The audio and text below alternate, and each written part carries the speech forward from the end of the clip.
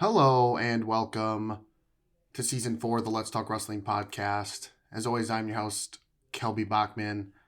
And please welcome the next guest on the show, Justin Oliver. So Justin is from Davison, Michigan, and wrestled for Davison High School, which has churned out some elite wrestlers over the years. Justin himself was a 4-time state place winner and 2-time state champion. He chose to attend Central Michigan University, located in Mount Pleasant, Michigan. He was a 3-time NCAA qualifier, reaching the podium as a redshirt freshman. Justin then transferred to NC State and qualified for nationals a 4th time to finish his career. After college, Justin has spent time coaching at Buffalo, Michigan State, and Northern Colorado, having success at each university along the way. He just finished up his first season as an assistant at Northwestern, helping Trevor Chumbley to a 4th place All-American finish. So please sit back, relax, and enjoy assistant coach Justin Oliver. In the heart of West Union, Iowa, lies a hidden gem in Euphoria Coffee. Owned by local residents Nicole and Shane Havenstreit, they source everything they can from local vendors. From hot and iced drinks, to savory breakfast burritos, to baked goods, to botany tea, and even homemade waffles, Euphoria Coffee is a place your entire family can enjoy. You can find more information at drinkeuphoria.coffee2go.com or visit their Facebook page. And we also have a special gift just for you. Next time you stop in, you can get a free baked good with a $20 purchase. Just mention the Let's Talk Wrestling podcast. Euphoria Coffee. Our purpose is deeper than coffee.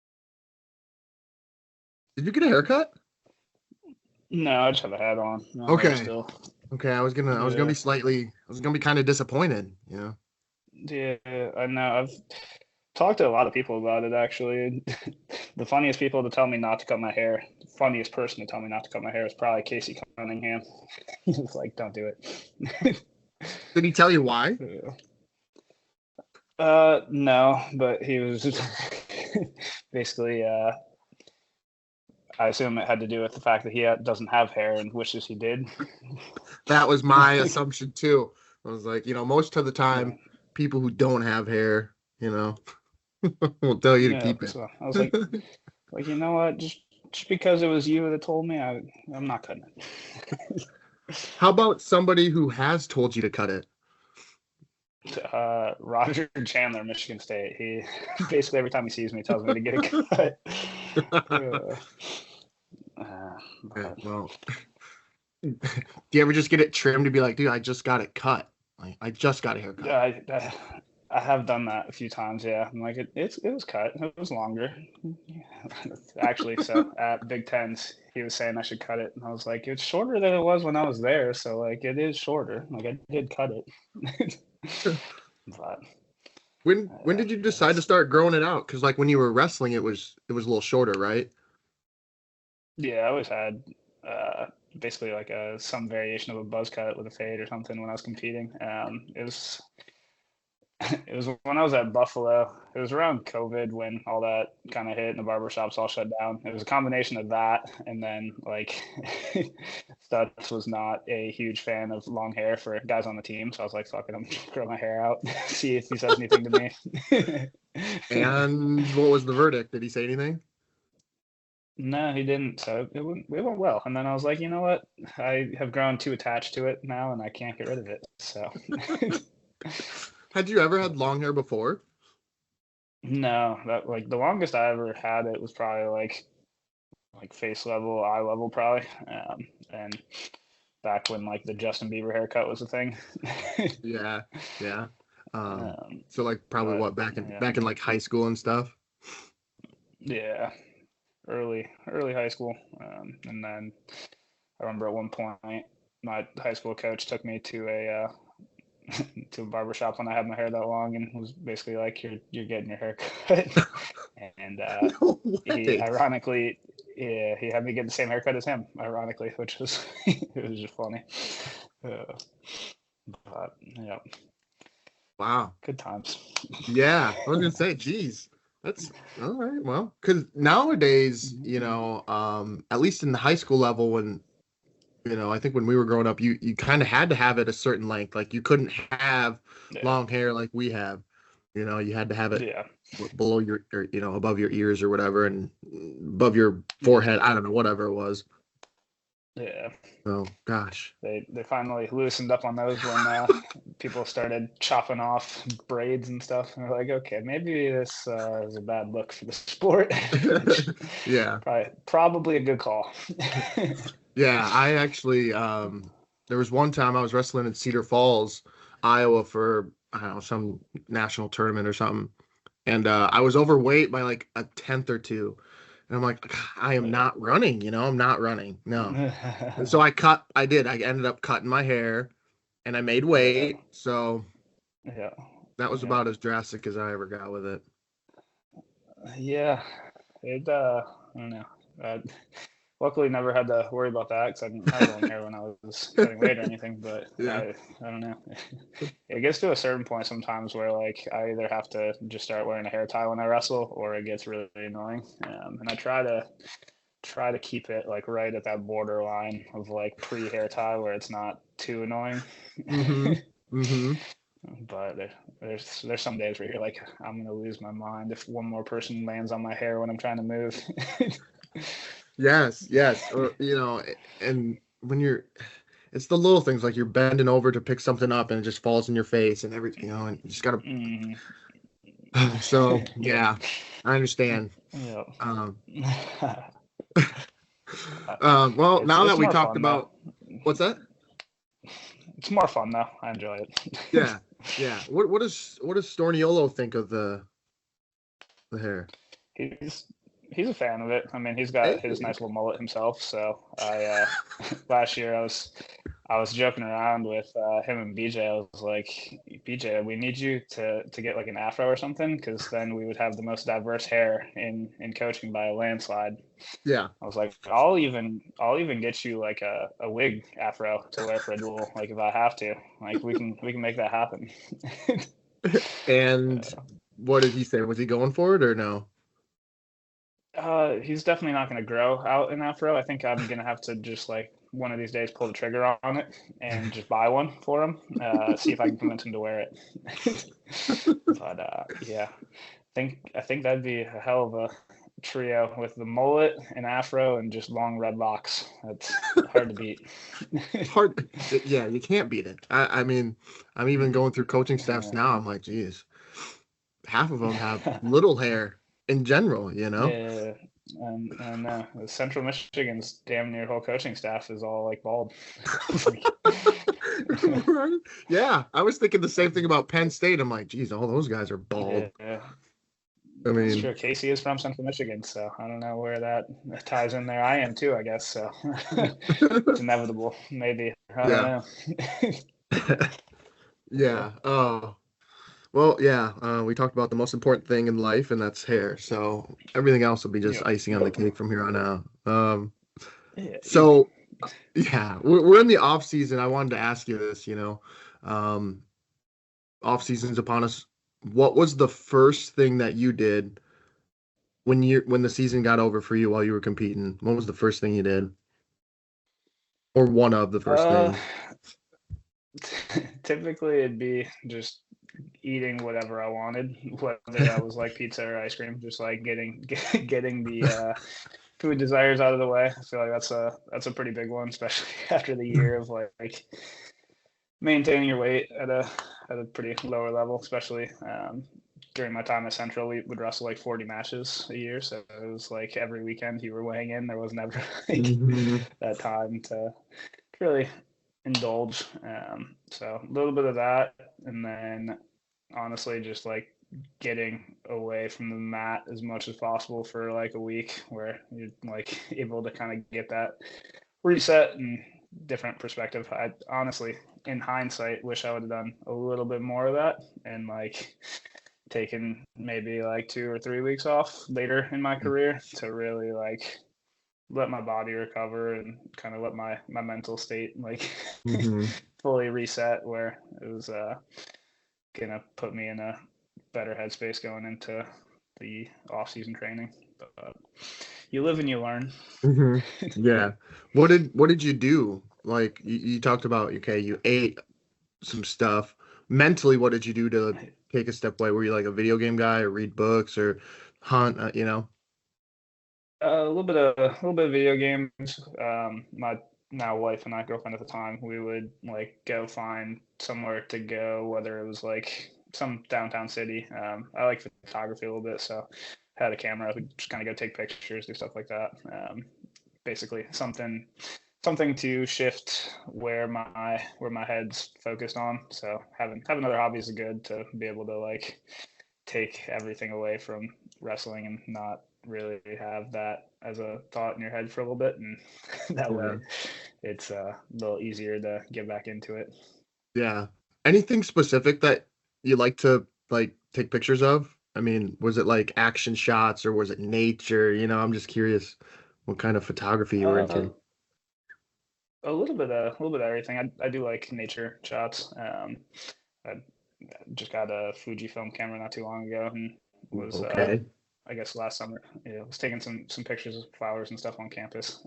There's always just cool like scenery that there's some pretty good pictures of, and then obviously with like social media and everything, try to get some cool pictures of like my wife and everything if I can for social media or just for like personal storage where she can like Hmm. have memories to look back on. Yeah, for sure. But Yeah. You said that you guys wrestled like 40 matches at Central Michigan. Why, what was the thought behind that? Like, did you ever ask, you know, coach what? uh, I mean, that's a lot. It seems like a lot compared to what they do now, I guess I should say. yeah, it's definitely drastically different. It's dang near double the match count Yeah. that some dudes end up with. But I think the thought process behind it, I didn't ever like fully have a conversation with Brelly about it at the time, but looking at it now from my perspective, I think a little bit of it was just getting as much quality competition as we could to try to make sure that barring we needed in that large bid or like whatever, we had as many opportunities as possible to put ourselves in a position to qualify for NCAA's. And just like I don't know, there's there was a little bit just trying to go compete at everything. We would back when they had the Eastern Michigan Open, we would wrestle Eastern Michigan Open, Michigan State Open, and then hit like 2 or 3 tournaments throughout the year. So it was a lot of tournaments where unless you're going 0-2, you're probably getting a good bit of matches in. So Hmm. that added a good bit to the matches. My first few years, I think we did Eastern Michigan, Michigan State. We did the Scuffle. We did. I think there was one other tournament in there too. We did Reno my first or second year. So there was like 4 tournaments in there. That was Jeez. uh, realistically, say you get 4 matches at each tournament. That's already 16 matches. Yeah. Wow. So it was. What you said, I never thought about that. And about when you said getting quality matches, just in Mhm. case you do need an at-large bid. Um, Yep. that's an interesting take there. Like if you're at a school like Central Michigan, the conference duels, you don't have as many opportunities as the other, Mhm. like the Big Ten, the ACC, to get those high-ranking quality wins per se. So Yep. to wrestle as many matches as you can like that, just in case something happens where you get upset or something at the conference tournament and you need that large bid, you have that resume to compare with somebody else at a, Big Ten school that, hmm, it's a good point. I never thought about that like that. Yeah, and like I never would have thought about it like that too until I got into coaching. Now, like there's levels of me that understands differently now, and like I don't know. I always find myself to be somewhere in the middle with with everything that I've seen so far or like been through as far as like my athletic career, where it's like I can understand where that logic comes from. I also Yep.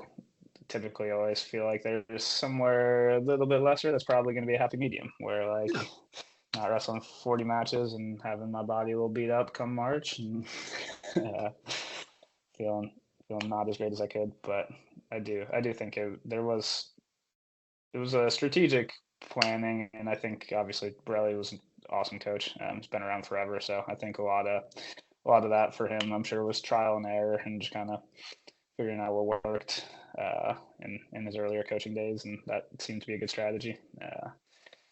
And at the time too, I think the MAC was a little tougher than it is now with like schools like Missouri and Old Dominion and Northern Iowa in there. I remember my redshirt freshman year when I got on the podium, the top 3 finishers at the MAC tournament finished, I think, 4th, 5th, and 7th at NCAA's that year, where like this year, I want to say there was one All-American in the MAC, where that year we had 3 in the same weight. So Wow. Yeah. Sammy Alvarez was the All-American, right? I'm pretty sure. Yeah, I know he Yeah. did. I'm not entirely positive if there was others, but I know he for sure did. Yeah. So. Wow. Yeah, and the one year you guys got second. Yeah. You know, I mean, that had to be a pretty awesome achievement. You know, like you said, the MAC. I mean, it still is a tough conference, but there were like you just listed a couple teams that are not in there anymore that made it even a little tougher. And Yeah. you guys came away with second place. That was Yeah. No, it was we had some pretty solid teams. My like most vivid memory at wrestling at Central wasn't even wrestling at Central, but it was wrestling in West Gym against Northern Iowa, and just crazy environment as a whole. Obviously, West Gym's was an incredible place to wrestle, but we drew the weight, and I ended up being the first match. So like I got to go out there and get my major, and then just chill and watch the rest of the duel. It was cool. And it came down to 41. We had Zach Ryan at 41 at the time, and I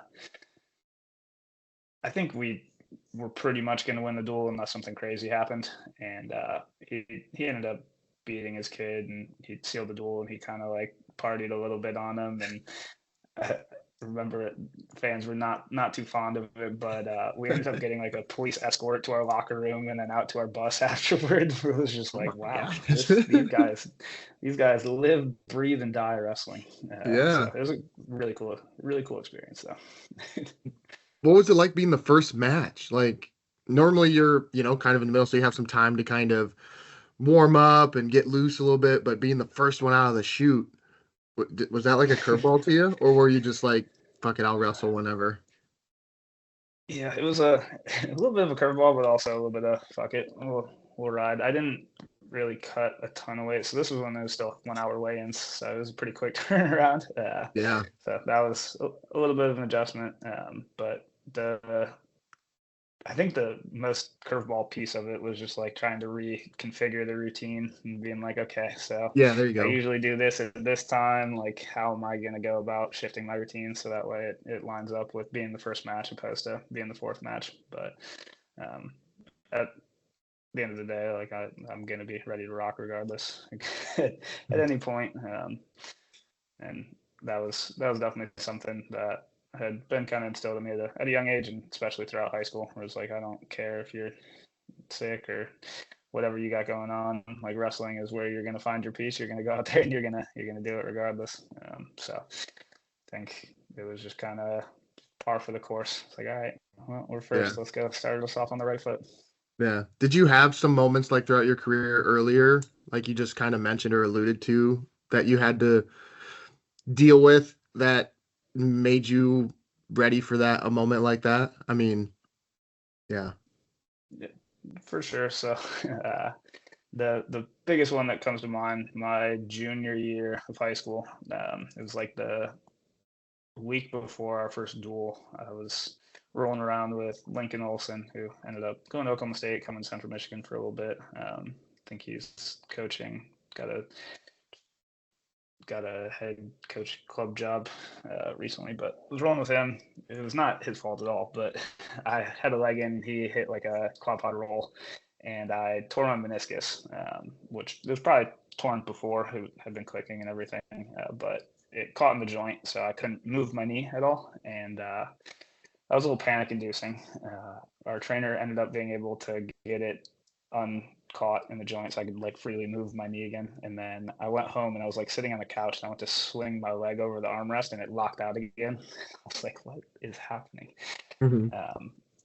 So I ended up going to the ER that night. They were like, "Yeah, you have a torn meniscus." So I want to say like a week or so later, got in for surgery. I was too young for them to cut it out because they said I was still growing, so they repaired it, which meniscus repair is like a 6-month recovery process. Season at the time would have been November, so like 6 months would have put me back in like what, April, May, something Right. like that. Yeah. And like I don't know, in my mind that was not an option. I was gonna figure out how to be back in time for season. So I think ended up taking me about 3 months to get back on the mat and wrestling, and I ended up wrestling in our like districts and regionals, and didn't have full range of motion in my knee still. Like I couldn't get my foot to touch my butt, which in Mm-hmm. hindsight might have been smart to take a little bit more time and like fully recover. But um, yeah, but pushing through that, and then like I knew I couldn't really cut weight to the same extent, but also like I don't know, the tougher weight class was the weight up anyway, and I was like, I'm not gonna like cut weight to run from the competition. I'm gonna like go wrestle. And it was Ken Bade at the time who was at DCC. He ended up going to Penn. I don't know how his college career really panned out, but really good in high school. Had beaten me the year before at a tournament, and I was like, I'm gonna go try to wrestle that weight and see how it goes. Mind you, I'm still coming off of a knee surgery that went a lot quicker than the recovery time should have been, and Mm-hmm. just kind of let it rip and ended up losing to him in the semis. Came back, took third, but it was just like if I can deal with that and come back way faster than I should have, and still go out there and compete and take a loss that I didn't want to take, and still come back and battle back for third, like I'm gonna be able to figure it out regardless, no matter what wrestling throws at me. Like I'm gonna be all right. Yeah. Dang. And that was your junior year? Yeah. So my high school career was backwards for most. I won it. I went undefeated my freshman year, went like 54-0. Sophomore year had I think 2 losses, one state tournament. Junior year took third, and then my senior year I lost in the finals in double overtime to Miles and Mean after having beat him. I want to say like 3 times throughout the year before it. So very front loaded. Had a lot of fun those Mm-hmm. first 2 years. The back 2 years were a little sad, which actually funny story that I tell a lot of people when it comes to losing in the state finals my senior year. So my high school coach Roy Hall is incredible. He's coached a lot of great wrestlers like Metcalf and Reeder and Donahoe and those guys.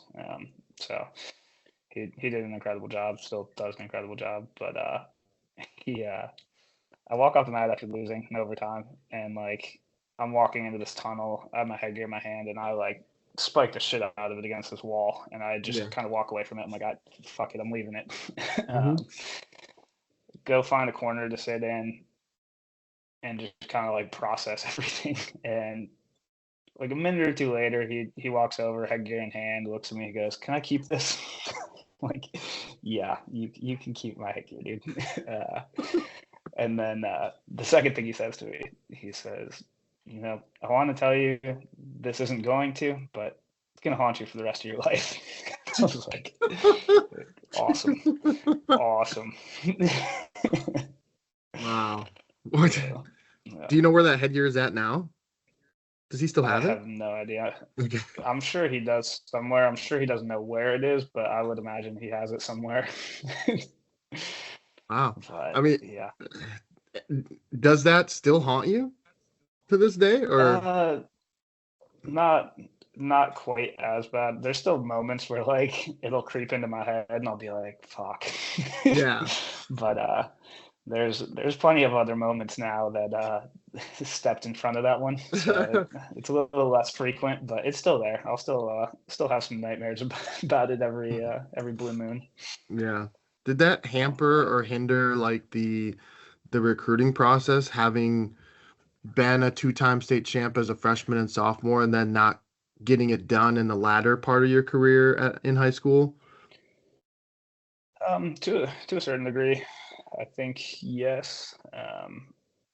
So like I still got recruited by a good bit of schools, but as far as like the scholarship offers and everything like that, it wasn't quite as crazy. And so my junior year going into my senior year, I took fourth at Super 32, which like I don't know, I thought was solid, like Yeah. all things considered.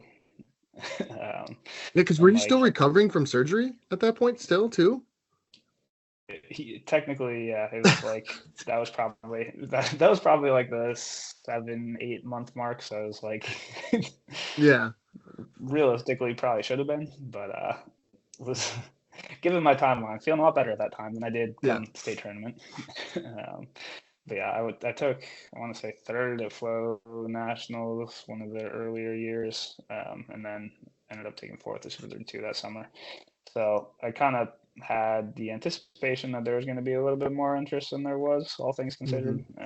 And like I got a good bit of looks coming out of high school, but it was more schools trying to give me like smaller offers, whether it was like anywhere between 10 to 30%, where like depending on the school, it wasn't necessarily a bad offer, but like I don't know, I valued myself at a little bit more. I ended up going to Central Michigan on 50%, which Central's pretty cheap to go to school there, and then 50% covered a good bit of it. So yeah, it hindered it a little bit, but at the end of the day, I think like in hindsight, I think staying a little bit closer to home and being able to have my support system close by was important for me in those early years. I don't necessarily know. Hard to say how my career would have transpired if I went a little bit further away. But Hmm. I do think that it was a good thing for me to have all that nearby and be able to like really grow and develop those first couple of years there. Yeah. Did you feel like you were regressing because you didn't get it done as a junior and senior, but you did as a freshman and sophomore? And maybe regressing is not the right word, but I mean, the expectations only go through the roof after the first 2 years. You're like, all right, I'm a two-time state champ. I got to at least Yeah. get one more, right? Yeah, and like I don't know, it's the coming from Davis and the bar was always just really high with like again Metcalf and Reeder and Donahoe, where it's just like Yeah. Metcalf being a four timer, handful of four timers from Davison, who was like initially the goal goes from being a four timer, and then lose junior year. You're like, all right, well, like I tore my meniscus, I rushed back, like it is what it is. Couldn't Yeah. win it. Still healthy. Feel like I could have. Come in senior year, like I had a really good senior year. I want to say I might have been undefeated up until the point of the state finals. I'm pretty sure. And we wrestled a tough schedule. I think I wrestled Isaiah White from Illinois. What school was it? Oak Park River Forest. At the time, Oak Park was they beat the Solid. shit out of us in that duel. Yeah, they beat us bad. I want to say we won maybe like one or two matches in that duel.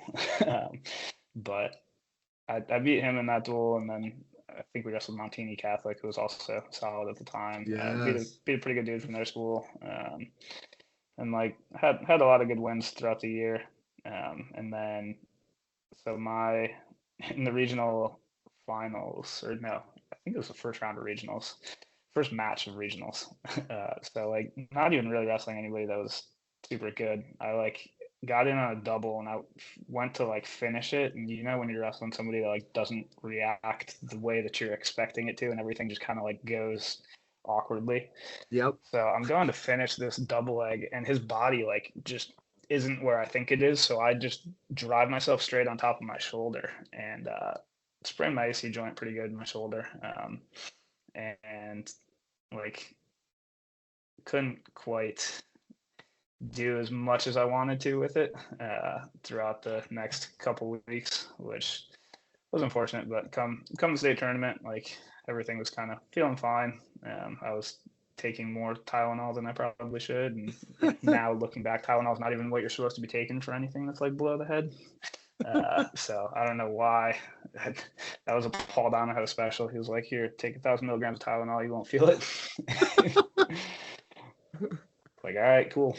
Yeah. And like in the finals match, I got the first takedown. Ended up giving up a takedown late on the edge, and then it went to ride outs. But I don't necessarily think there was ever like a thought of regressing. It was just more of like, fuck, that sucks. I wish I could have got it done. And like, I don't know. I think a lot of that kind of helped drive me, made me feel like I had more to prove going into college, and like felt like there was still more in the tank. So as much as it sucked at the time, like I do think it helped me moving forward and kind of put me in that space I needed to be in to get on the podium in my redshirt freshman year. But. Yeah. Yeah. Before we get to a little bit of the Central Michigan time, are you from Davison, Michigan, like born and raised type of deal? Semi. Okay. So I started off at Goodrich. They were not too happy with me when I transferred to Davison, all things considered, because Paul Donahoe, Brent Metcalf, Chase Metcalf all went to Goodrich originally and then transferred to Davison. They were a little bit more original with Roy Hall going over there. So he was one of the assistants at Goodrich at the time, and was basically like, if you guys can get my wife a teaching job at Goodrich, then I will stay. And they couldn't, but Davison could. So he ended up going over to Davison, took those guys with him. So it brings a big what if. What if they would have got his wife a teaching job? Yeah, Things right. would have been a lot different. But yeah, so I started off at Goodrich for up until 8th grade. But I wouldn't necessarily say like my first couple of years of wrestling, I trained in like the Goodrich Youth Club. After that, Mark Hall and I lived like 10 minutes away from each other. So he kind of brought me in and we would do a lot of like private workouts. So my first like real coach as far as like a one-on-one level was Brent Metcalf's brother, Chase Metcalf, who died in a car accident when I was in like 4th grade, which sucked. But he definitely left a big impact as far as the wrestling piece goes. Like he was an awesome coach, just awesome to be around. But yeah, so he was our first coach ever that like really individualized. It was like just Mark, me, and him doing these practices. So pretty focused, and there wasn't really a whole lot of like going to Goodrich or doing anything like that. So it was training there, and then after that all happened, I think John Reeder ended up being the next guy that coached us individually. And that was a lot more Davison focused.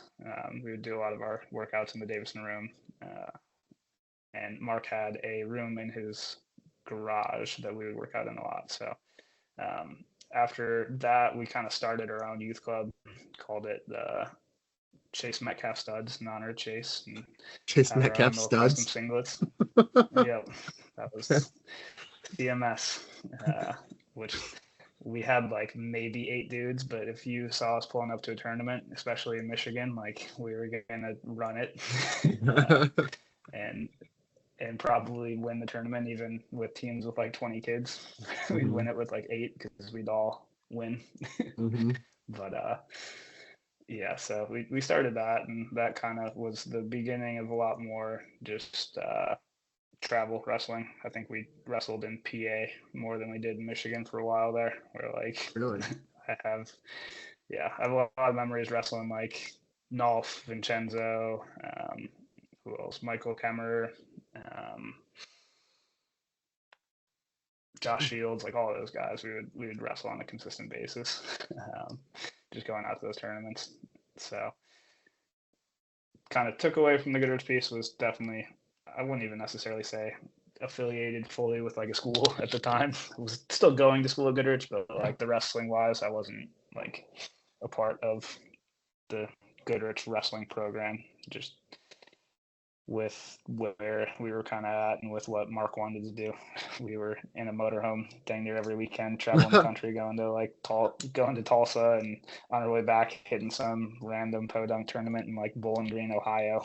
It was just like going to multiple tournaments a weekend. On top of that, double entering in age groups at multiple tournaments in a weekend, where it was just Gosh, it was a lot of wrestling. Yeah, it was an eventful childhood in a different capacity than most people would have an eventful childhood. But, yeah, I'd say. A lot of good memories, a lot of fun times. Yeah. So it was cool.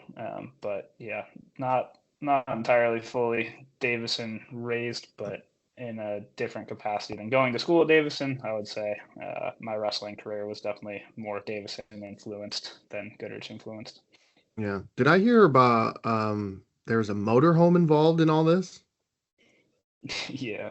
So that part was the most ideal because we had a TV in the motorhome, and we would bring like a GameCube or an Xbox, and we would just play video games. And DSs came out at the time, so we played a lot of Mario Kart. We played a lot of Halo, a lot Yeah. of Madden, a lot of NCAA, all those games on the road trips, because they were some long road trips. But it was typically in motorhomes, there's like in the back of the motorhome, there's like a bed that's kind of like the main bedroom, whatever. Yeah.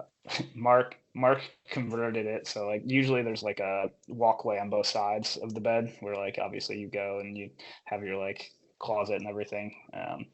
He basically converted it so he covered that all up, and the whole back of the motorhome was just one big bed for all of us to sleep on the road.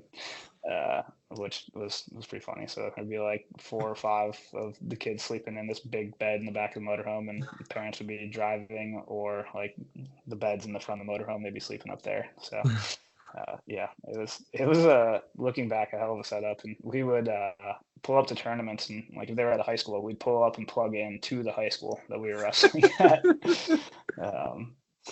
So it was entertaining. There was a lot of good stories. My dad was actually just talking about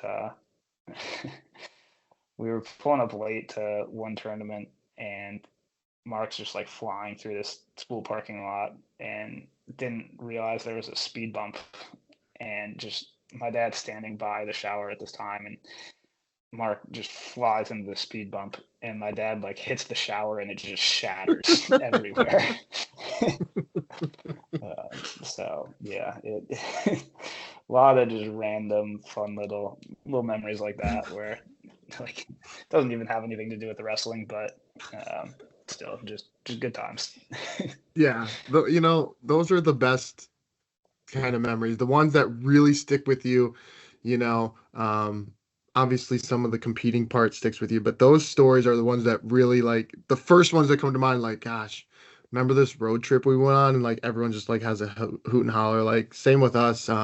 Team camps was our thing, like we have so many just ridiculous stories from team camps we went to that just come to mind before, maybe a win or a loss or actually competing, So Yeah. who was in that little group that you would go with? So there was you, and then who were some other kids? So yeah, it was me, Mark. In the earlier days, it was like Danny Garr, who was part of Goodrich, but so him, because originally the club was like the first 3 of us were Hall, Oliver, Gar, so it was Team Hog at the very beginning. That was like that was the OG team. Yes. Yeah, yeah, but that was kind of the very start of it, and it kind of turned into me, Mark, Lincoln, Olson, were a good part of it. Nathan Ellis, who ended up wrestling at Michigan State a little bit. Trying to think who else. We would have a lot of people just kind of pop into, whereas like Mhm. Ben Whitford would occasionally come travel with us on some of those trips. A lot Really? of the St. John's guys, yeah. So like the Massas would come occasionally. I remember one of the road trips. Mark was pretty strict on the road with like other parents and with what time we would go to bed. But there was I can't remember the kid's name or the kid's dad's name, but we were at I want to say we were in Oklahoma at Tulsa, and this kid's dad like came into the motorhome after having some adult beverages a little earlier in the morning than he should have, and Mark was not too fond of that, so he kicked him out of the motorhome and made him find his own way back from Tulsa, Oklahoma, back to Michigan because of No. it. Uh, Whoa. yeah, Okay. yeah. So Okay. yeah, Wow. but it was I mean the core group was always really like me and Mark, and then occasionally it turned in a little bit to Lincoln Olson, and then it was just kind of wherever we were at the time. So like we ended up bringing in a good bit of Davison kids for a while there with like Matt Miller and Jacob Madrigal and some of those guys. Matt Miller ended up wrestling at Indiana Tech. He was a NAIA American, I want to say, his like freshman or sophomore year. So we had a lot of good dudes around us. They like looking back, the coaches that he brought in for us was actually insane. I'm like, I don't even understand how. Like we we would have like Mike Klazicki coming in when he was coaching at Michigan at the time. We'd have John Fisher coming in to coach us. We'd Oh have my gosh. Kellen Russell came in to run some practices where I'm like, we just constantly had a revolving door of like college coaches and national champs and all Americans just coming to like coach us as like 10 to 12-year-olds. I'm like looking at it now, trying to think of consistently going and running 12-year-olds through a practice. I'm like, I don't know if I could do that. Right? Yeah. But yeah. So it I mean, wrestling wise, incredibly helpful. Like, gives you a whole lot of different techniques. Coaching wise, I think it helped me more in hindsight now, where it's like I had a lot of different viewpoints on wrestling, a lot of different technique points on wrestling. Where it's like there's a million different ways to do everything. It doesn't necessarily matter how you do it, as long as it works and you Yeah. you can figure it out and justify it. Then it doesn't matter. Mm-hmm. So it was Dang. a lot of crazy good coaches for Yeah, sure. right. And the funny part is like in the moment did you know who some of these guys were like when you were that young, or did it only dawn on you until you got a little older and I like knew, but I didn't really know the extent of it. Where it's like, yeah, I know you did good, but I don't have a measuring stick to like quantify how good that is. And yeah. obviously now looking back, I'm like, holy shit. But yeah, it was probably like 2 or 3 years ago where it really like I processed it all. I was like, that's wild that we were able to like get all these dudes to come out, and like I don't know, we had Chris Williams coming out on a regular basis. We had like just people coming out on a consistent basis too, where it wasn't just like you're coming once and that's it and never Mhm. coming back. It was like on a weekly basis. We would have like a weekly John Fisher practice. It was like Wow. I like I want to ask how much he was paying these people to come in to coach us weekly, because it had to have been pretty good, all things considered. Yeah, But I'd say. Um, and they weren't living in that area at the time, right? I mean, like no, Russell, for it was at least instance, like it was at least like an hour, 2 hour drive for them. Yeah. Wow. Yeah, which yeah, wild, wild. Yeah. What would it take for you? Like, now you're kind of in that position. If someone like called you up and was like, "Hey, yo, Justin, will you come to my practice, once a week?" What would it take? I think it would have to take the right kid parent combination that like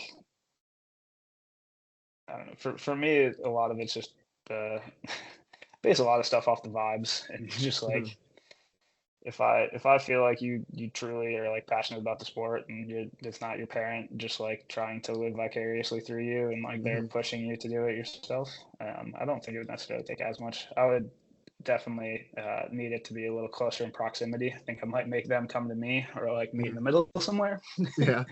But yeah, I think given the right kid, again, if I feel they're truly passionate about it and want to get better, I don't think it would take a whole lot, which is just the weird part, especially with us when we were that young. We were like almost too young where you don't even know if they like really like wrestling or if it's going to pan out or not. But yeah, so that was an interesting one to me to think back on. Yeah. Well, they're you know what? I bet they would say the same thing, like, you know, it didn't take as much as you thought because there was this Oliver kid in there and we just, we could tell he liked it. And there you go. So yeah, there's always a few of those kids. You just gotta find them. Yeah. When did you start wrestling? It started when I was 6 years old. My mom worked at a restaurant. It was John's Pizzeria and Steakhouse, and I remember we got a call one night from her boss, and he was like, "Wrestling season just started. Would Justin be interested in joining the wrestling team?" And 6-year-old me was like, "WWE, fuck yeah, sign me up." Yeah. Showed up to the first practice, and it was not WWE. It was wrestling, and I don't remember entirely, but my dad specifically has told me the first practice I basically cried the entire time. And at some point after the practice, he asked me if I wanted to keep wrestling. And for whatever reason in that moment, I was like, yeah, I do. And yeah, so that year went on, and there was the end of the year banquet. This part made me upset. They gave out an award for people that had perfect attendance, right? And so from that day forward, I didn't miss a single practice, but I didn't get the award for coming to every practice. And I was like, what? And it was because they didn't ask me until after the first practice if I wanted to be on the wrestling team. So I missed the very first practice because I didn't even know it was a thing. Yeah. I was like, you would think they would have accounted for that and been like, okay, he showed up to everything else. We should probably just give him the award anyway. But no, I didn't apparently earn it. So. Dang. Did you dirty? Tough. Yeah. I'd probably have it hanging in my room here somewhere. Right. No kidding. It'd be right behind you. Yeah. Yeah. So, and then fast forward, when did college wrestling become part of the picture? Or when did you start thinking about like, all right, I'm going to do this, I think, at the next level? Yeah. So I think honestly, sometime during / after my freshman year of high school was the first time that it really was like a full thought. And like, I don't know, having gone undefeated as a freshman, beating some solid kids, I think that was when it kind of came into the picture of like that is a reality that like I can go to college for wrestling for sure. And up until that point, I was still playing football, baseball, played Really? soccer up until like 8th grade. Yeah, so my freshman and sophomore year, my freshman year I still played football, baseball, and I wrestled. My sophomore year I played football and wrestled, didn't play baseball anymore. And then after my sophomore year, I was like, I don't need to be playing football right now. I'm too small for this, and I don't want to hurt myself playing football and fuck up my chances of going to college to wrestle. So. Yeah. After the sophomore year, I think that was when it kind of really turned into more of like a full focus. I was always like wrestling year round. There was like from whatever age when I was playing like 4 sports, I would go from like whatever practice was first. So after school was probably football practice to wrestling practice, and then from wrestling practice to like soccer practice or whatever order it was, where it was like 3 sports practices in a day. Like holy shit! Looking back at it, my parents literally had no time to themselves. They were just driving me everywhere. Yeah. Were you like decent at all the sports? You know, sounds like maybe were you like athletic at enough to perform, I guess. Yeah, I was definitely yeah, I was better at soccer than baseball for sure. Mhm. I was good at football until I ended up being too small. Yeah. Um, I we we had a pretty crazy all-star team at one point. I want to say in like middle school, where it was a team full of wrestlers in like the Davison Barry Stokes football league, and we just beat the shit out of everybody. Like, I want to Yeah. say we gave up like 3 touchdowns the whole year and just like dominated. So yeah, I was solid at most sports. Wrestling, I think, was one of the better sports for me. Just with like football practices drove me insane with the amount of like standing around there was. Like it wasn't. I needed Mhm. something that was like constantly engaging. Soccer, it was like a lot of aimless running around. It's like this Mhm. feels pointless. And then baseball is obviously boring in its own regard to Yep. a certain capacity. So the constant immersion of wrestling is what really got me. And I think that's a little bit of just the ADHD brain, where it's like I needed to constantly be like Mhm. doing something. So Yeah. Um, did you have success or like when did you start having success in wrestling? Were you good right away? Did it take a little bit to get going? You know, what was that progression like? I think there was a little bit of just like right away success to an extent. So there was obviously like the first year wrestling tournaments that like it was all first year kids. So the first tournament I went to was one of those tournaments, and I went and I won my first tournament. But obviously against a bunch of kids that were also wrestling in their first tournaments. So Yeah. um, after that, kind of started going to a little bit more of just like the age group tournaments where it was everybody, and had a decent amount of success. Ended up not. I was like one match away from qualifying for the state tournament my first year wrestling.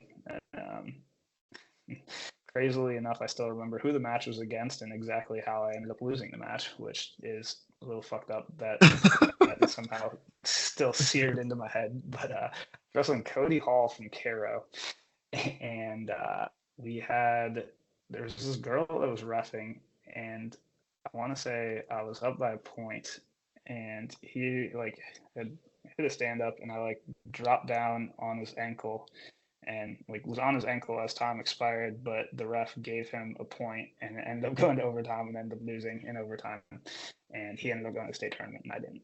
Um, I don't know why I still remember that, but I do. So that that was my first year of wrestling, Mhm. and then it was around a little bit after that time where I started wrestling with Mark Hall, and um, everything kind of escalated at a pretty quick rate. We started going to like out of state tournaments. Went to some tournament in Ohio and like had won it the first out of state tournament. And then we started going to national tournaments. First national tournament I went to, I ended up winning it. Wow. But it was always like, so I always felt good, but not too good because I would win these tournaments and he would enter in 2 age groups and win both. I was like, I'm doing good, but like in comparison, I suck. um, and then there was a certain point where I started entering the 2 age groups, and I would like win my age group and take like second, third, whatever in the age group above me, and he's always winning both age groups. So I'm still like, I'm doing good, but there's Mhm. I could be doing better. Um, so it was like definitely something that like I was relatively good at initially. Yeah. I do think also there was just a lot of time and resources being put into making sure that like I figured it out. And like I cared a lot as a kid. I would get so frustrated if I couldn't figure out technique. I would like cry if I couldn't figure out how to like drill the move that they were teaching. So I did care a lot, and I had a lot of coaches that cared a lot and wanted to see me do well, which was helpful. And then obviously training with somebody like Mark, having his dad there to like make sure we're doing things the right way, and continuing to develop was big, but a little bit of both. Yeah. How did you land at Central Michigan? Yeah, so full circle now at this point. So Metzger was one of the assistant coaches at the time, and like Mhm. he was the first coach there to really like recruit me, which the ironic side of that is he's now the head coach at Davison in my high school. Um, which funny how that all transpires. So if anybody in the Michigan area wants to go get coached by someone that is really good at coaching, they should go to Davison. Give a quick plug to them. But yeah, so he recruited me originally to Central, and the way that it all kind of started was a Fargo camp out there um, that I was practicing at, and like at that time, I kind of felt like I wanted to stay closer to home, and Michigan wasn't recruiting me, which still a little bitter towards them about all that, but different story. Mhm. Mhm.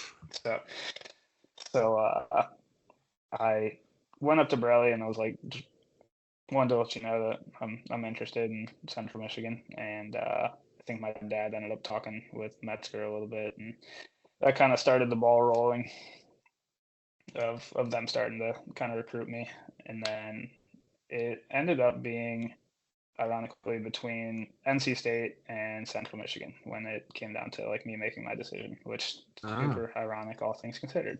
yes. So Pat Pat recruited me pretty. It was Pat and Frank Beasley coming out of high school. They recruited me really heavily coming out of high school, and like went on my visit out there, loved it. They gave me a pretty similar offer to Central. Um, I want to say like the cost of school would have came out to be the same going either place. So I think it was a little bit more scholarship percentage at NC State, but cost of Central and State was a little bit cheaper. Um, so came down to those two. I really liked Pat and Beasley and everybody there. It like there was just like a weird like I felt like I needed to be closer to home, and like just a weird vibe of like this doesn't feel super right now, where my dad was really adamant against me going to Central Michigan. He really wanted me to go to NC State and was like kind of pissed off when I was telling him I wanted to go to Central because the coaches at NC State not only recruited me, but they recruited him. And they sold him better than Mhm. they sold me, apparently. Um, Mhm. so yeah, I remember he was not too thrilled with my decision Mhm. of going to Central over NC State. But again, like being closer to home, I'd already known guys that were on the team at Central, so there was a little bit of comfort in all that. And then like looking at Central's teams at the time, they like I want to say 2 years prior to me committing there, they had like a top 10 NCAA finish with Ben and Wilson on the team, Gerard Rice and all those guys on the team. They finished top 10 at NCAAs. So it's like they have proven success. Um, like closer to home, I know people on the team. There's good training partners. Cody LeCount had committed there. It was a pretty solid recruit coming out of high school. We had Brent Fleetwood from Delaware, pretty solid recruit coming out of high school. It was a solid recruiting class, solid team. And again, had proven results. For whatever reason, my dad was not about it. That he was like, "You really think you should go to NC State?" I was like, "I'm not doing it." So I committed to Central, and yeah, it I think in the grand scheme of things was really good for me the first couple of years. My my redshirt year, um, I had actually beaten our starter at 49 in the wrestle off, who ended up qualifying for NCAA's. I want to say he went like 2-2, maybe lost in round 16. I beat him in the wrestle off earlier in the year. Had a decent redshirt season. Did well, all things considered. And then coming into my redshirt freshman season, I, ended up wrestling him in the Michigan State Open finals and lost to him in ultimate rideout, which like as close as you can possibly lose. And I remember a week or so after, I get a call from Borelli, and he was basically like, "Want you to start focusing on next year. I don't know if you're going to be the guy this year. Like, you should really start focusing on what your plan is going to be next year." And he really wanted me to go down to 41, which our 41 pounder was a senior who was ranked also like top 15 in the country at the time. So like, I'm not going to cut down to 41 to be a backup. I'm going to stay at 49 and try to see what I can do. Come to Reno that year, I was wrestling Gio Martinez, who I ironically ended up beating for the 7th place match when I did get on the podium. But I was wrestling him in Reno, and I took a high crotch. He like sat the corner really cleanly on me, and I like just remember smashing my head into the mat, and then I ended up in a cradle and didn't get pinned, but ended up losing the match pretty handily, and kind of got looked at by our trainer afterwards, and ended up pulling out of the tournament because I had some concussion symptoms. And like I remember just feeling like it was a weird like I'd never pulled out of a tournament before for like anything, so Right. it was like just a weird uncomfortability of like, okay, why am I doing this? Like, what am I trying to get out of wrestling right now? And like, it was a lot of self-reflection and like just really trying to find that spark or the fun in wrestling again, and just kind of started like up until this point, I would typically just try to wrestle with like guys that were gonna push me and beat me up. After that point, I started wrestling with guys that I was gonna be able to like score points on and like try to make things a little bit more fun again, and like try to develop and not just like wrestle dudes that are gonna beat the shit out of me.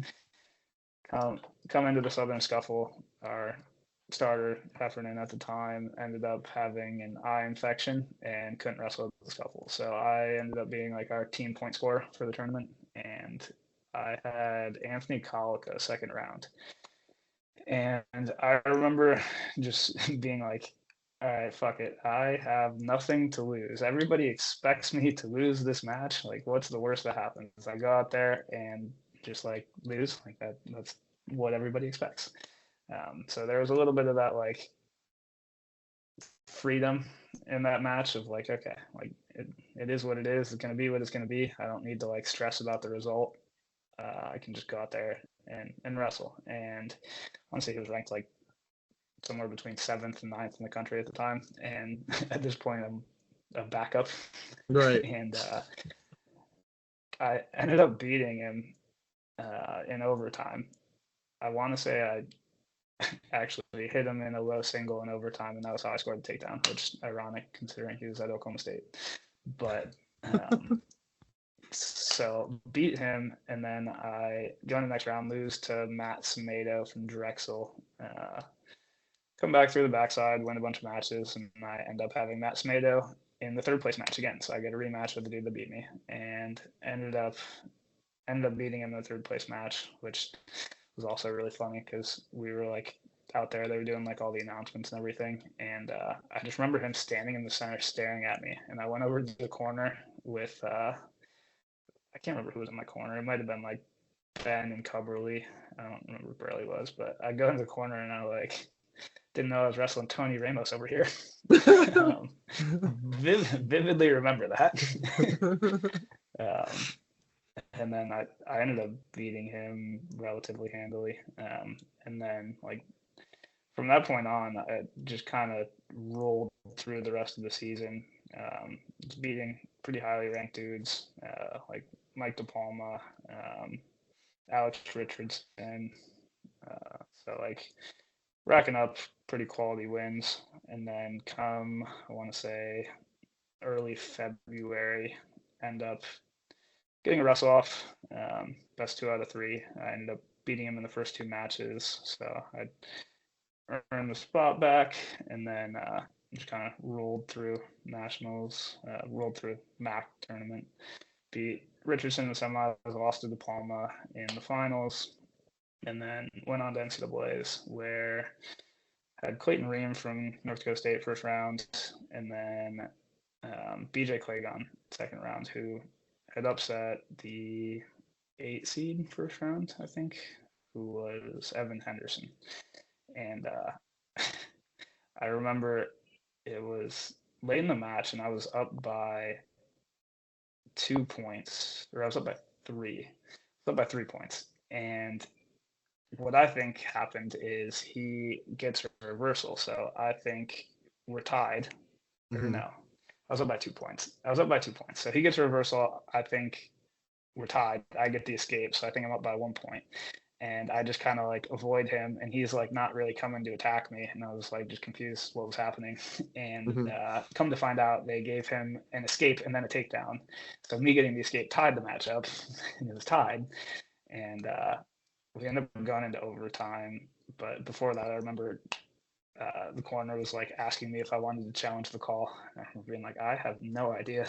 Like, fuck it, let's just roll into it, because he, like, I don't know, I had a pretty high pace and knew he was tired. Ended up getting the takedown in overtime, and then going into the quarters, I was Zane Rutherford, which like not the most ideal situation. Yeah. He pinned me pretty quickly. I remember he got in on a shot, and like I was pretty scrambly. I tried the leg pass. I remember getting his leg maybe like this far off the mat, and then it just like magneted back to the mat, and I was like, "Oh fuck!" I had never had anything like that happen before trying to hit a leg pass, so I was just like, "That's not good." Um, so he ended up pinning me in the quarters. Got off the mat, and Zach Haran was the one that was still there with me, and he was like, "Do you want to head back to the hotel?" I was like, "Yeah, I do. I want to get out of here." Um, had had Matt Feinsilver in the blood round from Duke.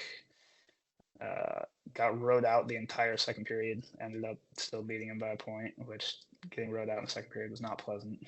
Mhm. But ended up beating him by a point. I remember before like having some semblance of like a thought of a celebration in mind, and when it Yeah. happened, I remember just like losing all of that plan, and it was just like me just like doing sporadic random shit celebrating. I I get off the mat and I go to like start taking my shoes off and everything, and the coaches were like, "You still have one more tonight." I was like, "What?" Nobody wanted to tell me this beforehand. Like nobody wanted to be like, "Hey, just so you know, after you win this, you're gonna have one more match." Nope, it was just after the match, taking my shoes off. Um, so go lose to Mike DePalma by like a point. I hit an inside trip like as time expired. If there would have been like a second longer, would have scored it and won the match. Lose to that one, and then end up having Gio Martinez for the rematch from Reno in Mhm. the 7th and 8th place match, and ended up, I want to say, beating him like 5 or 6 to 1 pretty handily. So pretty good year. And then it kind of turned back into the same thing that happened in high school, where like everything went really good right away, and then it just kind of like went back downhill, and not super downhill. I ended up losing the blood round the next 2 years. It was really funny. Pretty shortly after I finished my college career, actually not too shortly after. It was probably like my first second year coaching. My wife was talking with me, and she was like, "Do you ever like think about how your high school and college careers were kind of similar?" I was like, Thanks. "No, only all the time. Thanks." um, that one stung a little bit, Yeah. but yeah. So next 2 years lost in the blood round. Tried to sit down, have some conversations with Borelli to kind of see if we could go about changing the training a little bit to individualize a little bit more, make sure that like everything's feeling good, and kind of starting to peak later in the year with me being older and everything. Didn't feel like 40 matches was going to be the best thing for my body. And he he was pretty set on doing things the way that he does things. Yeah. And was basically like, yeah, no, we're gonna keep doing it the same way. And that was kind of the realization point that I was gonna need a change of scenery. And originally, like, my mind was kind of set on going to Penn State. I was like, I'm gonna go there. Mark was there at the time, and like I already had all the connections and everything. I was like, this is where I want to go. Um, end up It's before the transfer portal, so I ended up Yeah. getting my release from Central. And I remember NC State reached out, and I was like, I I will entertain it. I'll see kind of what the situation is. And at some point during all of it, I like sat down and I was like, okay, so I can go to Penn State and like for sure win a team title. Like that's just going to be a given, and Mm. kind of be just like a fill plug, and like they're going to move on. Or I can go to NC State where like I'm going to have an impact. I'm going to have a relationship with the coaches. I'm going to like have like a lifelong connection with them.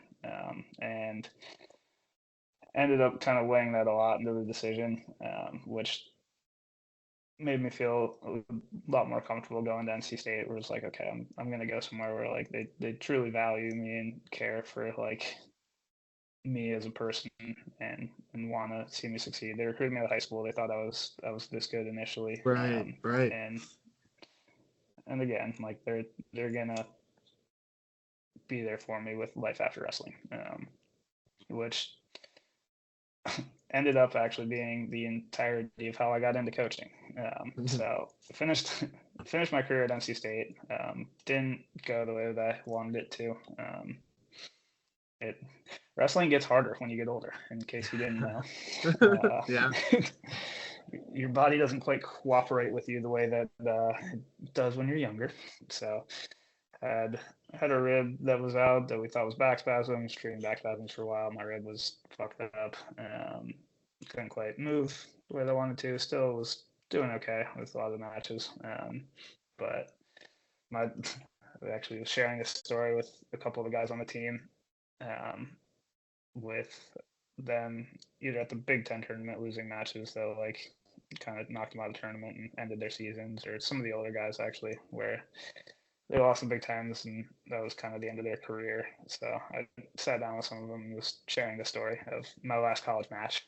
This one still does haunt me more than the high school one, but it was in the round of 16. I was wrestling Jared Prince, and I was up by I want to say 3 points at the time. I'd taken him down 2 or 3 times, and he had 2 or 3 escapes, whatever it was. And I'm on top. I have a leg in. I'm running power half, and I slip off to my back, and he doesn't pin me, but he ends up getting reversal and back points. So going into the third period, I want to say I'm down to 2 points, and I just like couldn't get the points back. Yeah. Ended up losing the match, and like that shit hurt because I was hitting a move that I hit all the time and trying to score points, and just get reversed my back to lose a match that I had no business losing. It was just like, and that's the last match. That's the last time I ever competed. So I was able to share that story with them, kind of let them know that like most people, like when wrestling ends for them, like it does not end on the greatest of terms. Typically, Right. it goes out in a pretty shitty way unless you're winning an NCAA title, which even some of those guys decide to come back and not end their careers on winning an NCAA title. Yeah. So doesn't end well for many. I remember being really bitter towards wrestling for a little while there. Kind of wanted to get away from it. Ended up getting a job in it was like data entry, but it was for an accounting place, just kind of inputting data. And I worked there for like a month maybe, and I just remember like losing my fucking mind. I would finish, Yeah. Yeah. I would finish my work at like noon that they had given me, and like you didn't have an office, so it was just like a big open area, and they weren't like you couldn't just like scroll the internet when you're done Yeah. with your work. It was like, if you're done, help other people. I was like, I barely know what I'm doing. Why do you think I can help other people? Um, so I kind of took a little blind leap of faith. At the time, I was trying to go back to Michigan State to see if I could like be a volunteer assistant or help out at any capacity there. And I get a text from Donnie Vinson, who was one of the assistants at NC State at the time, and he texts me. This is also another full circle story moment. He texts me and he says, "I heard you applied for the job at Buffalo." I was like, I had no idea there even was a job at Buffalo. So obviously now him being the head coach at Buffalo, when there was like rumors of him being like in the mix for the head position, I texted him and I was like, "Hey, I heard you applied for the job at Buffalo." Yes. But yeah, so he texted me that. I reached out to Stutzman and he was like, "We actually just filled that position, so we're not hiring anymore. But I'll let you know if anything changes." So then, like a month later, I get a call from him. He's like, "Our other assistant is actually looking at heading over to Edinburgh. You still interested?" I was like, "Yeah." So he brings me out for an interview, which like interviews in wrestling are way different than anything else. It was basically like I showed up, talked with him for a little bit. He gave me some wrestling shoes to work out in, and I wrestled with some guys on the team. And he's like, "All right, you're hired." Basically announced that I was being hired to the team that day, and yeah, so that was how I got into coaching. But shout out to Donnie. Funny, funny that he's now the head coach of Buffalo. All things considered. Um, yeah, so that's jump started you. So you've been at Buffalo, Michigan State, Yeah. Northern Colorado. Now you're at Yeah. Northwestern. I was Yeah. curious, you've been at all these places. What has been maybe like the constant that you've seen that like if you're wanting to be a successful program or if you are a successful program, here's like a baseline of what you must have. Here's what you've seen in all these programs that you almost need to have to be at least somewhat successful. Yeah, I mean it's pretty bare bones, honestly. You need a room with some mats, and realistically, somewhat of an education, and then coaches and kids that care and want to be better. Like at the end of the day, I think there's a lot of kids that wrestle because it's what they feel like they should be doing, or it's Yeah. what their parents put like expectations on them to wrestle. And then there's kids that wrestle because they truly care about wrestling and they want to get better and they want to figure it out. If you have coaches that care, and coaches that are passionate about it, and you have wrestlers that care and that are passionate about it, like you can be successful anywhere. It's kind of similar to like Rocky. It's like you don't need a whole lot of bells and whistles. Obviously, they're going to be helpful at a certain capacity, but as long as you have that and you have coaches that are adaptable and willing to make adjustments and make changes and tweak things and continue to evolve as the sport evolves, I think there's a good probability that you're going to find success at some capacity. Yeah. Um, so also you've been to a lot of different colleges, um, Yeah. and programs. Um, what's one of the campuses that you went on that you were like, holy shit, this is a nice campus, that just kind of like blew you away? So places that I've actually been, Northwestern campus is actually like insane how cool it is. Really? Just being on Lake Michigan, buildings are all like pretty old Gothic architecture. Everything's very like it's a really cool campus, and you're close to Chicago, so you got everything. It's pretty sick. Yeah. Outside of places that I've coached, and more so the places that I've been, um, Cal Poly, I had no idea what to expect going out there, and Mhm. you get on their campus, and they're like in a mountain with the ocean visible, and you're like, this is insane. It's like, Yeah. holy shit. So that campus was crazy. That was Yeah. I was definitely a little blown away. Yeah.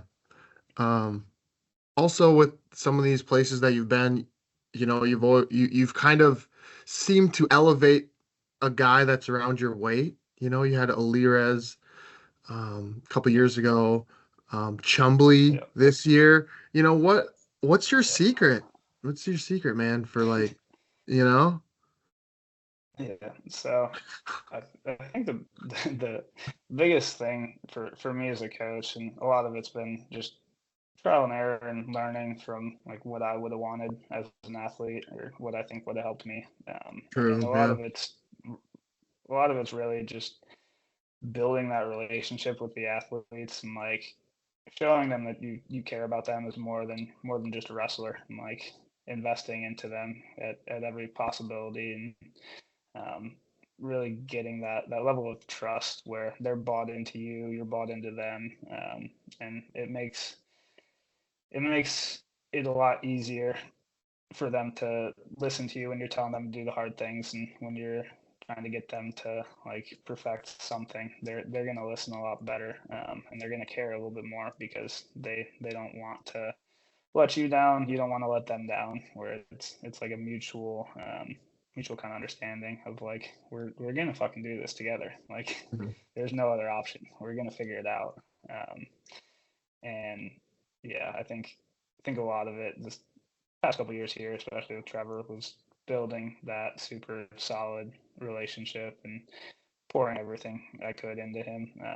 Last year, he was in the Kellogg School of Business, which is pretty tough program, and his schedule was all kind of conflicted with our practice schedule. So I had to do a lot of one-on-one practices with him throughout the year, where there was a lot of moments where we would finish up practice. I would kind of beat him up a little bit in some of the live goes, and I would be like kind of walking with him while he's cooling down, trying to like talk to him about certain things where I can tell he's just like pissed off that he had to go through that, and now he has to go sit on the train to go to Kellogg School of Business and deal with all that. But you could tell he was still listening and like taking the advice, but he was also pretty pissed off and quiet. But having moments like that definitely helped.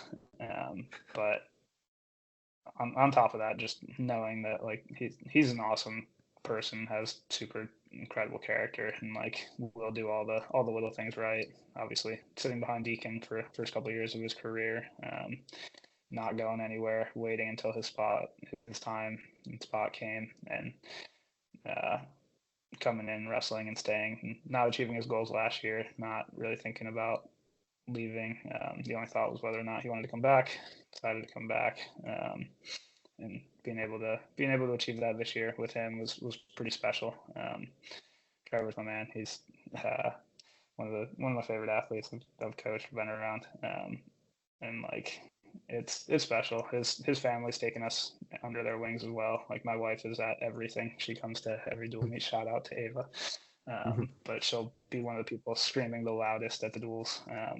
So Trevor's mom ended up really taking her under her wing, and like they hang out a good bit at the tournaments and everything. And now that the season's over, we'll get an occasional call from Trevor's mom, and just kind of able to chat with her, and they'll go grab lunch, do whatever. But no, they have an awesome family. So I think all that helps a lot, but it's a lot of building that trust, building the relationship, so they can trust you wholeheartedly, and then also just giving options and like showing them that it doesn't have to be perfect, it doesn't have to be one specific way, and like there's a million different ways to do it. It's just a matter of what works for you and how you can figure out how to do it. Like his first two matches in NCAA, he didn't score a takedown, but he won. Like it doesn't matter how you do it, you just got to do it, man. Yeah. Yes, pretty much. Like there's a lot of different ways you can win in wrestling and in other sports too, you know, like in football, you can win without scoring a touchdown. Like there's different ways, and that's what's tough about the NCAA tournament is, you know, you have to find different ways to win. You know, sometimes you have to get a little creative, win in ways you're not Yeah, used to or comfortable. So, you know, yeah, and understanding that it's not always going to be perfect, and right, there's going to exactly. be stuff that comes up. But he obviously had a pretty shitty Big Ten tournament. He finished 10th at Big Tens and then fourth at NCAA's, which is crazy to Yeah. like look at and put in perspective. But I don't know, after Big Tens, kind of, I didn't even remember this, and he brought it up after NCAAs when we were talking one day, and made me feel pretty good. Not gonna lie, when he was like, I was in matches and I like felt myself doing it, and then I thought of what you told me. But we were sitting there, and it was after Big Tens. It was like a Tuesday or Wednesday after we knew he was going to NCAAs. He got his at large, and I looked at him and I was like, "Stop wrestling with the weight of the world on your shoulders, dude. Just go wrestle. Like, don't put pressure on yourself. Don't let anybody else put expectations or pressure. Just go wrestle." Um, and he later told me that it was a recurring thought in his mind during some of the matches against NCAAs, which uh, always adds a certain level of like validation that I feel like I'm doing things right, Right. which is Yep. cool. Feels good, but Yeah. yeah. At the end of the day, and like I know it's a little bit of a cliche, and there's always a little bit of a joke with it, but it's like at the end of the day, you got to remember wrestling is a game. It's like Yep. a game that we get to play. And Cal said it really well, but like it's a pretty serious game, and it's like something that is pretty hard. But stop treating it like it's life or death. Like it is so different than any of that. At the end of the day, and in the rest of the world, most people think winning a state title is better than being an All American.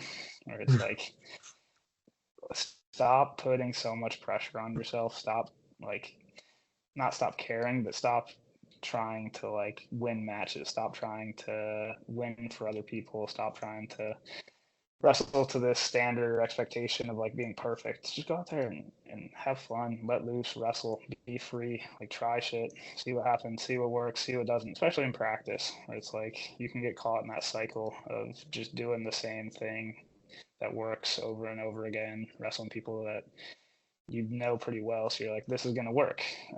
And you just kind of get in that repetitive cycle where it's like, you're better off going and just like ripping shit. The amount of arm spins and just like random shit that I hit now coaching because I don't care anymore. And like the amount that it works is crazy.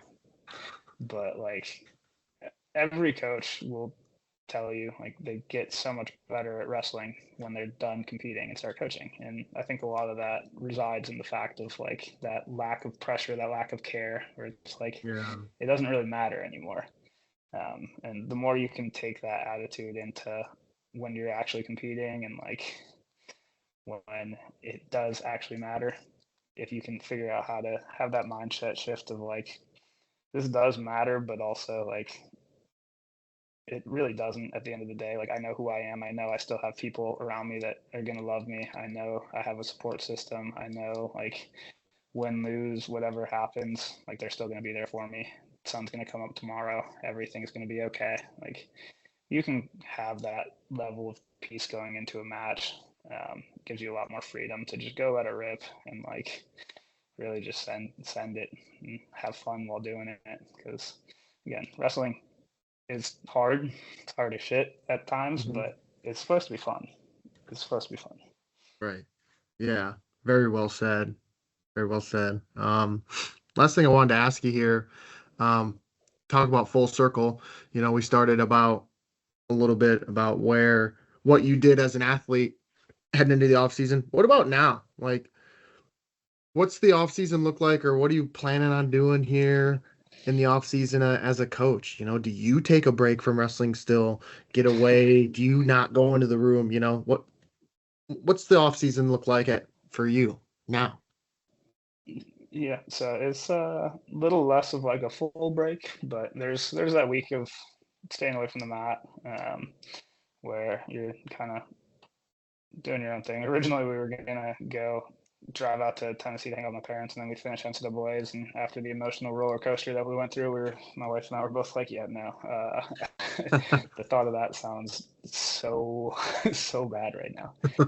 So we ended up kind of hanging out back at home, but it's a lot different. The transfer portal obviously opens up like right before NCAA's, so there's a lot of trying to like navigate that and figure out what the needs are as far as weight classes and everything, and guys that pop up in there that would be realistic to get. So it's not quite a full shut off. And then now I think I'm doing more individuals than I did during season with some of the guys, which I enjoy because again, they're a bunch of kids that care and want to get better.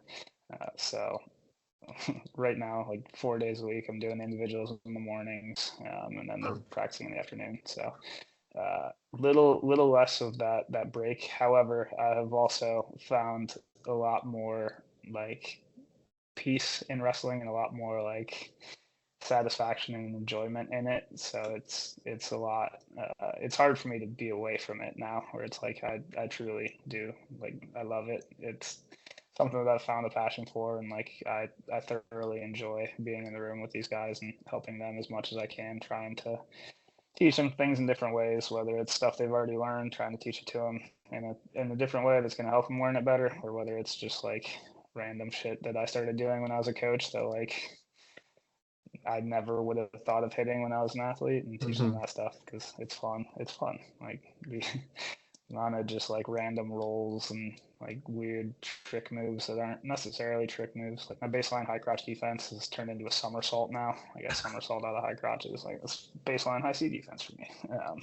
But, like I've been able to find the fun in it a lot more now. Again, taking away all the pressures and the expectations and all that has been very helpful. So it looks a lot different. It looks a lot more still involved in wrestling and still being around it. But again, I wouldn't really have it any other way. So. Yeah, and that can kind of seep into your athletes a little bit. If they see their coach kind of trying some things, being a little fun, energetic, that kind of like I said, can seep into your athletes, and they can start to feel a little loose, when you have a coach that's always kind of stern and uptight and very down the business. Sometimes it causes the athletes to be a little tight, a little tense. So that's cool that you're able to kind of just have fun with it, and then they start to it's infectious, I should say. For sure. The second I see somebody do a somersault out of a high crotch in a match, you're gonna see me in the corner going crazy. Yes, I'll look for that. I'm gonna go nuts. There's a few moves that I have in mind that the second I see somebody hit in a match, because been working some of them. Second it gets hit in the match, you're gonna see me in the corner just going going crazy. But I'm excited. It's a lot of fun. Thanks again for listening to this episode of the Let's Talk Wrestling podcast. Special thanks to my guest, Justin Oliver, for taking the time to sit down and chat with me. Cover art created and designed by Kristen Gill. Please feel free to rate, comment, and subscribe to the podcast. And you can also check me out on Twitter, Instagram, and my Facebook page to hear more of my content. And don't forget, you can also look up my website at letstalkwrestlingpodcast.my.canva.site. And as always, be sure to tune in to hear the next guest of the Let's Talk Wrestling podcast. Take care. See you next time.